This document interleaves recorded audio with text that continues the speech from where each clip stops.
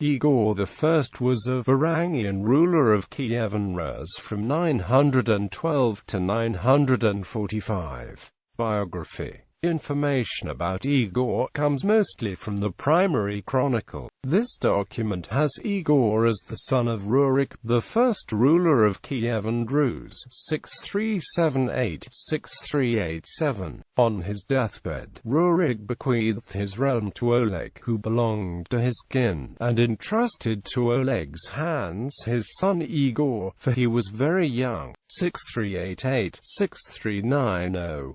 Oleg set forth, taking with him many warriors from among the Varangians, the Chuds, the Slavs, the Merians and all the Krivichians. He thus arrived with his Krivichians before Smolensk, captured the city, and set up a garrison there. Thence he went on and captured Lyubek, where he also set up a garrison. He then came to the hills of Kiev, and saw how Askold and Yaya reigned there. He hid his warriors in the birds, left some others behind, and went forward himself bearing the child Igor. He thus came to the foot of the Hungarian hill, and after concealing his troops, he sent messengers to Askold and Yaya, representing himself as a stranger on his way to Greece on an errand for Oleg and for Igor, the prince's son, and requesting that they should come forth to greet them as members of the race.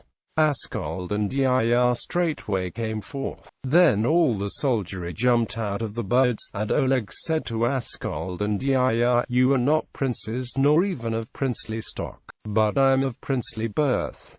Igor was then brought forward, and Oleg announced that he was the son of Rurik. They killed Askold and Yaya, and after carrying them to the hill, they buried them there on the hill now known as Hungarian, where the castle of Olma now stands. Igor twice besieged Constantinople in 941 and 944, and although Greek fire destroyed part of his fleet, he concluded with the Byzantine Emperor Constantine VII a favorable treaty, the text of which the chronicle has preserved. In 913 and 944 the Rus plundered the Arabs in the Caspian Sea during the Caspian expeditions of the Rus, but it remains unclear whether Igor had anything to do with these campaigns. Igor was killed while collecting tribute from the Drevlins in 945. The Byzantine historian and chronicler, Leo the Deacon, describes how Igor met his death. They had bent down two birch trees to the prince's feet and tied them to his legs,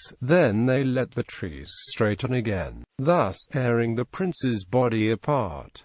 Igor's wife, Olga of Kiev, avenged his death by punishing the Drevlins. The primary chronicle blames his death on his own excessive greed, indicating that he tried to collect tribute for a second time in a month. As a result, Olga changed the system of tribute gathering in what may be regarded as the first legal reform recorded in Eastern Europe. Controversy. Drastically revising the chronology of the primary chronicle, Konstantin Zuckerman argues that Igor actually reigned for 3 years, between summer 941 and his death in early 945. He explains the epic 33-year span of his reign in the chronicle to be the result of its author's faulty interpretation of Byzantine sources. Indeed, none of Igor's activities are recorded in the chronicle prior to 941.